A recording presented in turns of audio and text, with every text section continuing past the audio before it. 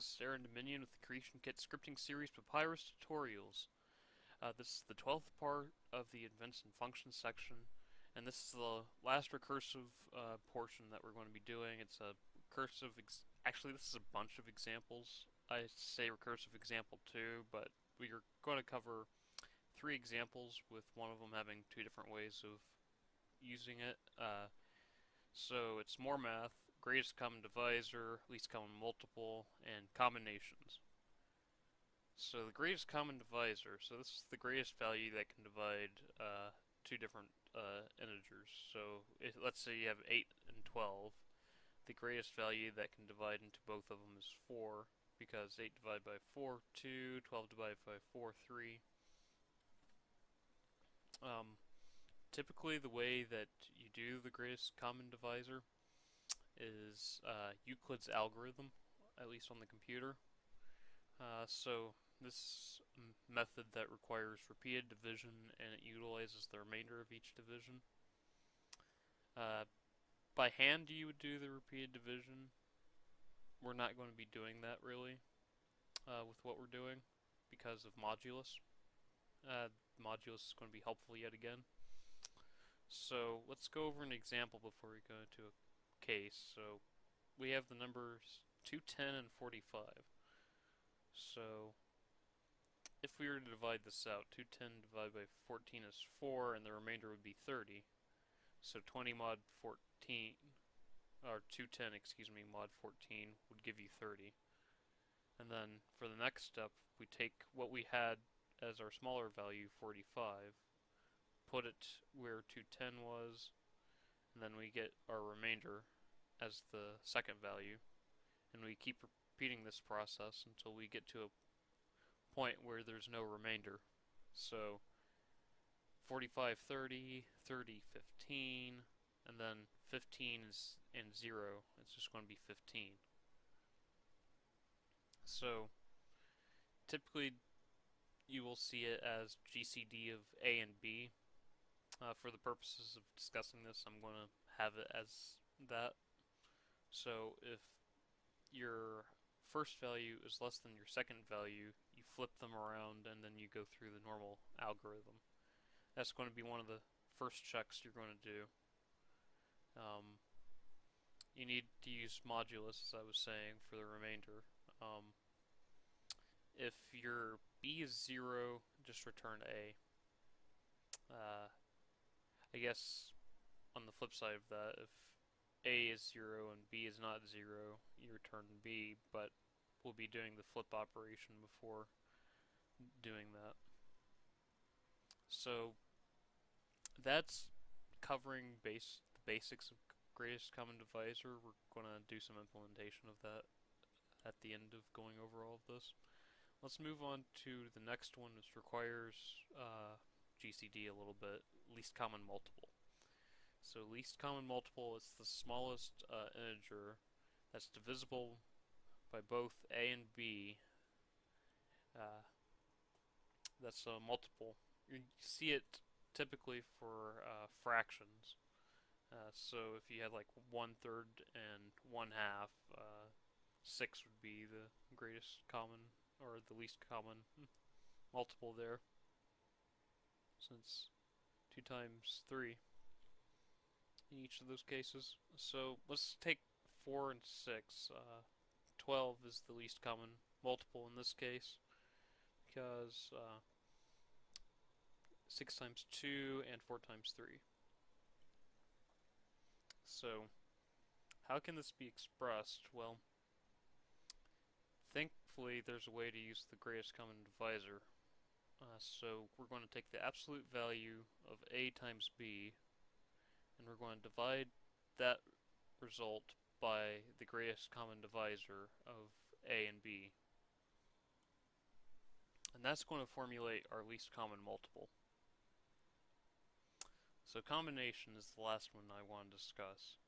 So basically a combination is the number of ways you can select an item or groups of items from a collection of items where the order of selecting those items does not matter.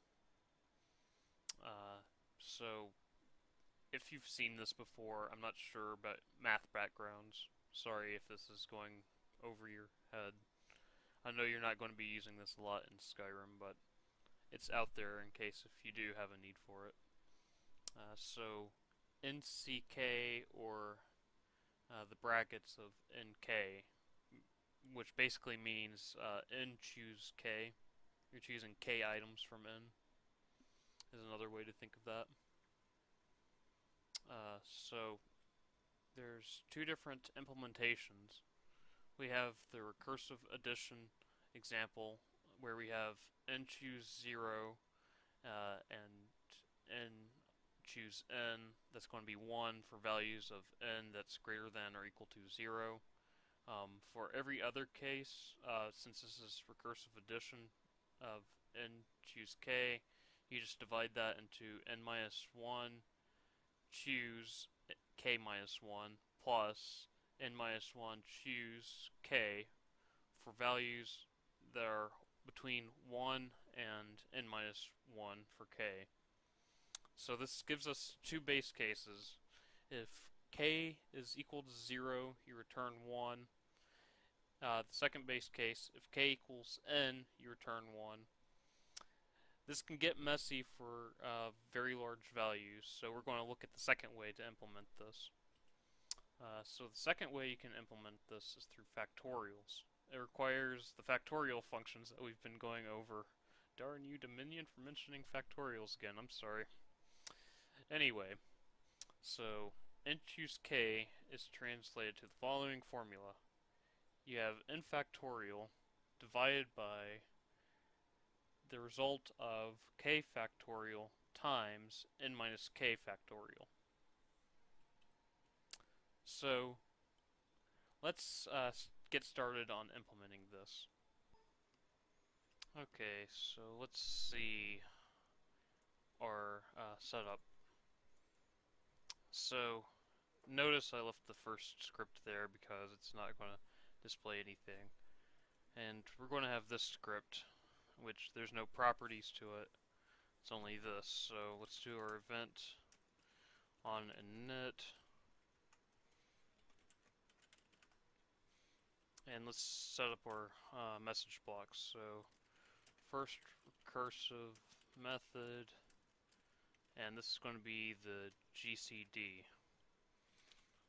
So debug.messageBox, the GCD of 210 and 45, since we were talking about that. And then let's call this greatest common divisor of, and then we're going to flip the numbers just so we can test that out. Debug.messageBox, so the GCD of, let's say 10 and 5. There's going to be, this is going to be a really quick one. And we're going to have 10 and 5. And let's do one more just to show it off. The GCD of, alright, let's do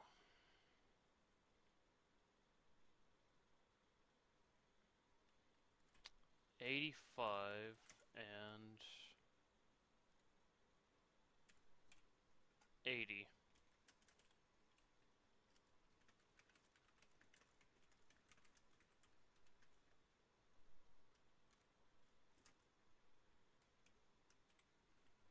I don't know what that is offhand, but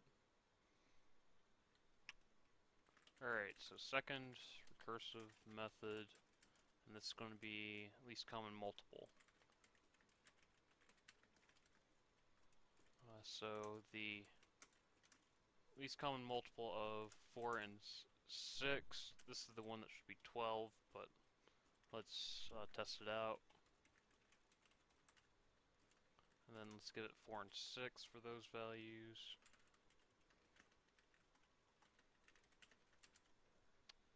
So the LCM, let's do this example just because I mentioned it earlier. 3 and 2.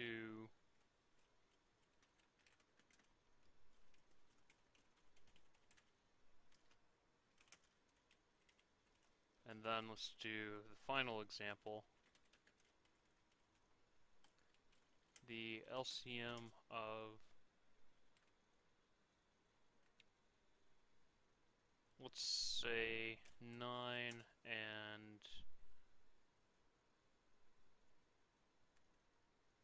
23. I don't know what that is offhand, but we will find out shortly. Okay. So, third recursive method, combination via addition. So, debug dot message box of,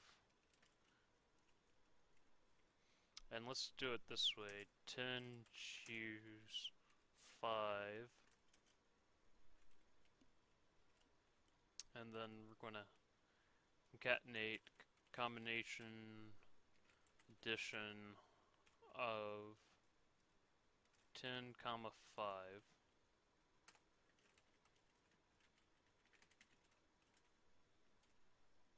And we're going to only do 2 of these just because we're going to, so 6 choose 5. Actually, let's do one more middle of the road, 4. So combination addition of 6 comma 4. So fourth recursive method. Let's add that in there just so we can tell which one's which. Because both of these methods should give the same result. So debug dot message box of 10 choose 5 via Factorial, and then we're going to add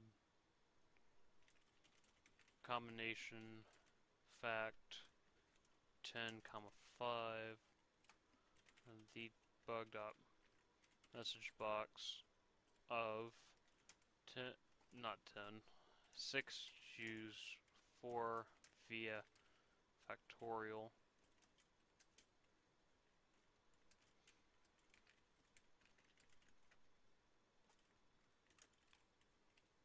Alright, and that should be it for that. So let's start with our first function. Let's get our comment tree going.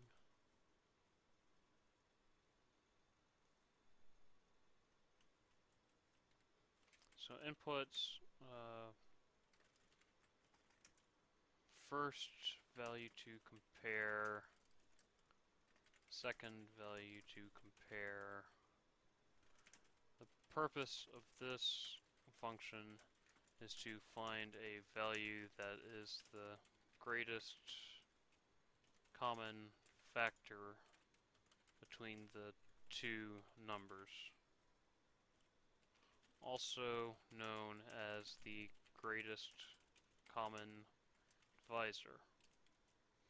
So int function, and then let's call this greatest common divisor.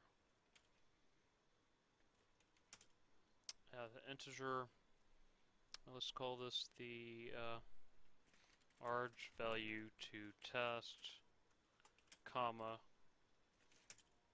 and then we're going to have the small value to test.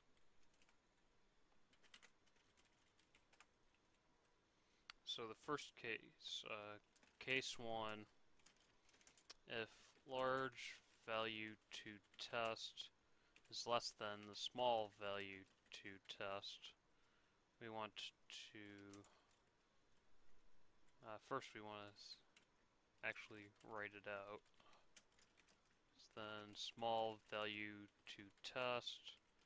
We're going to return the greatest common divisor of the small value to test, and then the large value to test. And then case 2, if small value to test is 0, so else if small value to test is equal to 0, we want to return large value to test. Else if, just so we save a step of recursion,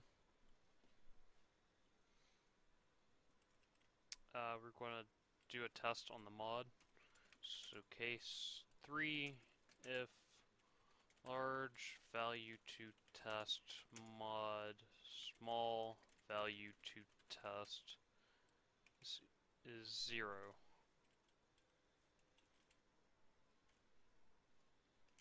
Large value to test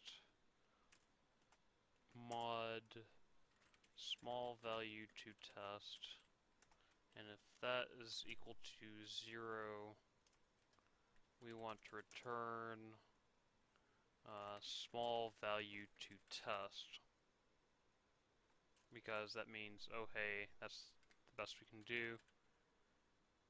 Else, because for every other case,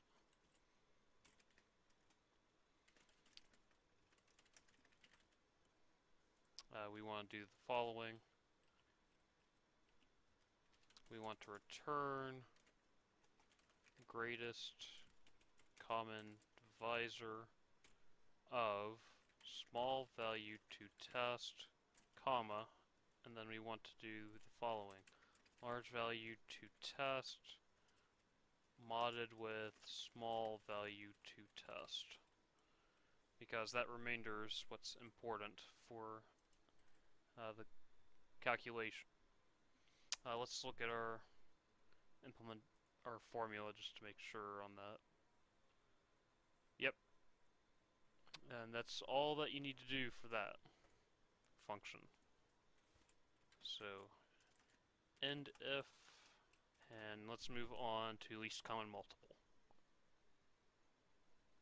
Okay.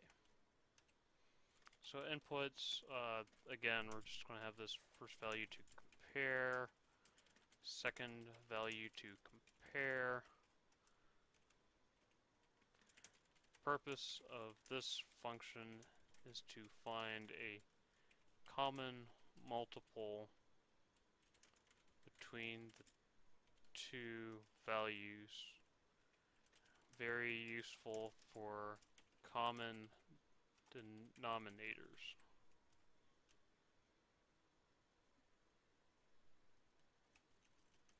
Okay, so again, it's going to be an int, and we're going to call this, since we did it above, least common multiple, and then integer value 1, comma value 2.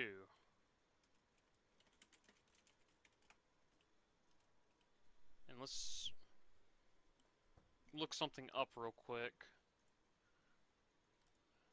So let's find, I'm doing it the lazy way, since I have looked up a lot of the functions and creation kit before, to the math script page, and we want absolute value. Notice that absolute value is a float in this case. We're going to have to do some type conversion then. We could implement our own, but for the purposes of this episode, I think it's not the best idea. So what we want to do, let's look at the formula again for least common multiple. So it's a times b, the absolute value, over the greatest common divisor of A, comma B. So, value 1 and value 2 are those moment. So float abs of val 2, 1, that's going to equal math dot abs of value 1 comma value 1 times value 2. Let's put that in another parenthesis just in case. And then we want to return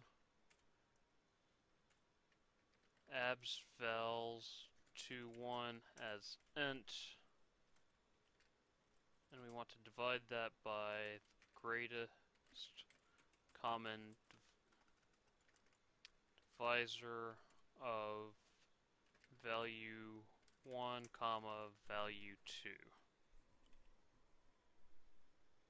And that should be it for that function. Notice there's not a lot really to implement because of the method that we're using to calculate it. So, inputs for the combinations, since we're starting combinations now, the collection size, and then the amount from collection.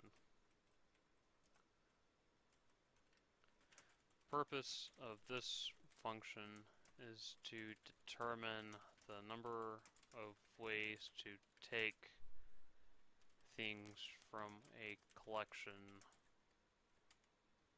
without worrying about the order of taking.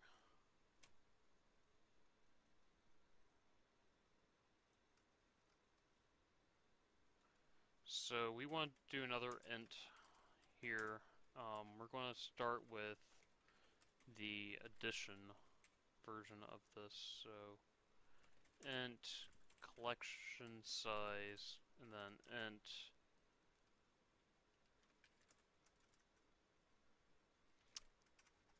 amount to take.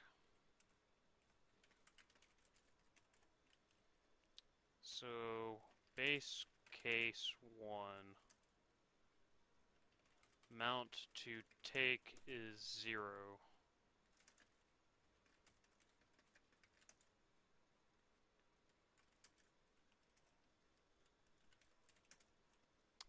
Let's do a less than 1, just in case. So we want to return 1. Let's confirm with yes, that is what you want to do in that case. So base case 2,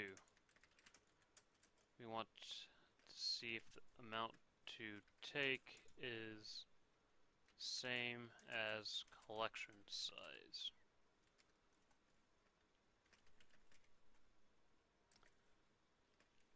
Amount to take is equal to collection size. Then we want to also return a 1 in that case. All other cases are going to do the following. And we're going to return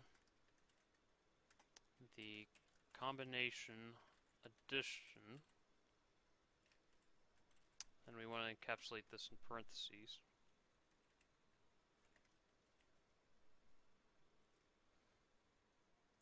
And the following, alright, so we want to subtract 1 from the collection size. So collection size minus 1, comma, and then amount to take minus 1, I believe is what, yep, that's what it's saying.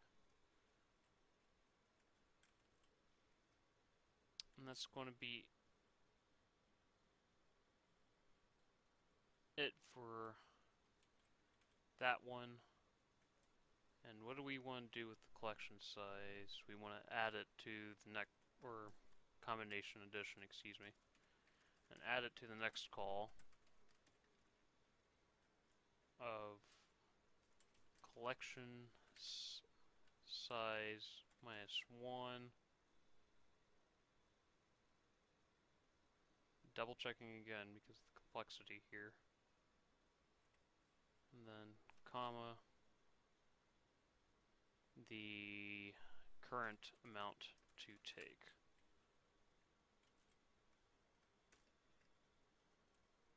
And that should do it for that one.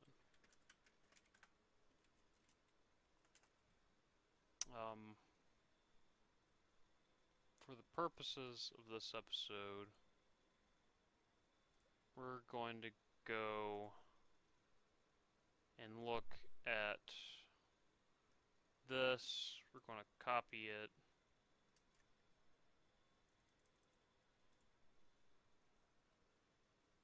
And we're going to paste it. Factorial return parameter is going to resurface. And let's actually, for the purpose of this, I'm just going to copy because it's the same thing, except we're doing it in a different way. So int function combination, and what do we call it at the top? Fact of our collection size again, and amount to take.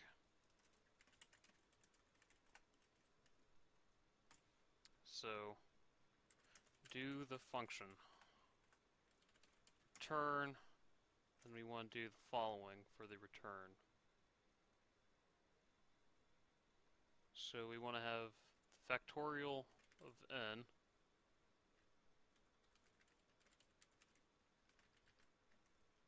which ends our collection size,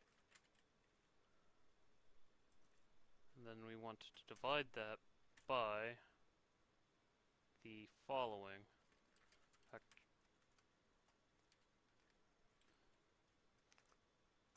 factorial return param of, and then it's going to be amount to take, and we want to multiply that by the factorial return param of, I believe it's the collection size minus the amount to take.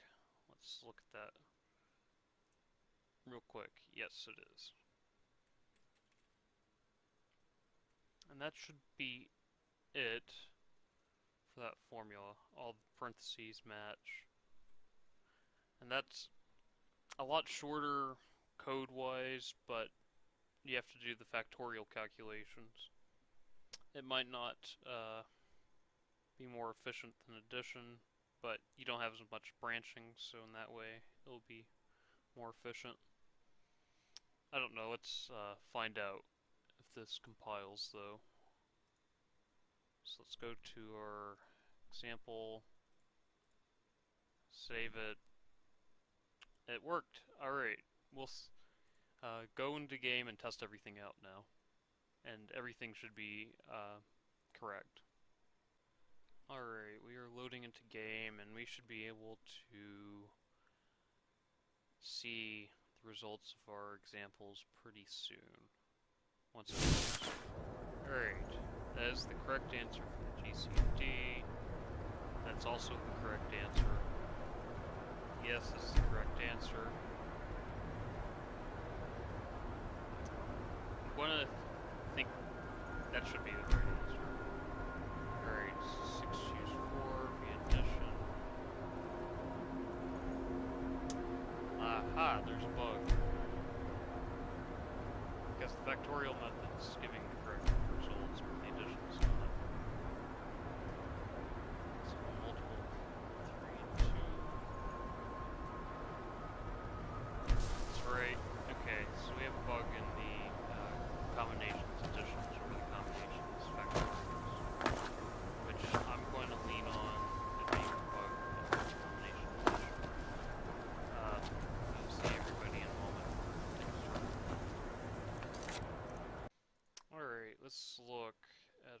example. So let's look at the combination addition. We have our formula here. I don't think there's an issue in the actual segment down here. This portion corresponds to that right there. And this portion corresponds to that, so we're in the clear right there. So let's look over here. That's the case for n over n, which that's good. N over 0. Aha, that's where the problem is. If you see, we have 0 here for the less than. We can fix it by a 1, just for clarity's sake, even though this is not as good practice. Let's go ahead and just do a double equals. And let's save it. Go back to creation kit over here. Add the source. Save it. Okay, it's saved. Save. And I will see everybody back in game so we can test it to make sure that fixed everything. Alright, we are back and let's see if everything's working this time. I think it should. Let's just make sure GCGs work, LCM works. 6 choose 4 via addition is 15. Okay, it looks like it's working. Let's see if it works in this case. Yep, it worked. So everything's running. Alright, I will see everybody back in a moment. Conclusion of this episode. And that is it for this episode. If you have any questions about the examples we went over, I know we went over quite a few examples in this recursive episode. Feel free to message me on the Nexus or YouTube.